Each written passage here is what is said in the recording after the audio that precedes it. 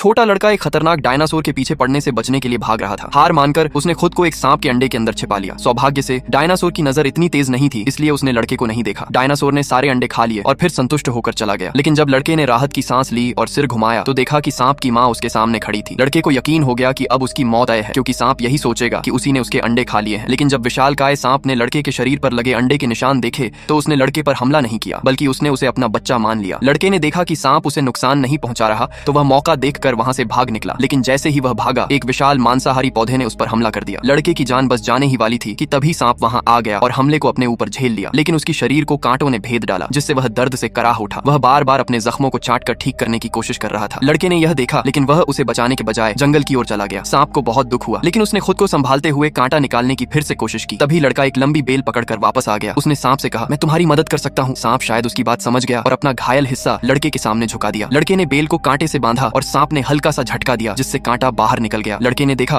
कि सांप ने उसकी कई बार जान बचाई तो उसे अपनी माँ की याद आ गई, जो हमेशा उसे बचाती थी। उसने सांप से पूछा, क्या तुम मेरी माँ को ढूंढने में मेरी मदद कर सकते हो? सांप उसे छोड़ना नहीं चाहता था, लेकिन फिर भी उसने जोर से दहाड़ लगाई और लड़के को उसकी माँ के पास छोड़ दिया। इसके बाद वह दौड़कर वापस गया और डायनासोर से लड़ने लगा, ताकि माँ बेटे दोनों वहां से सुरक्षित भाग सकें।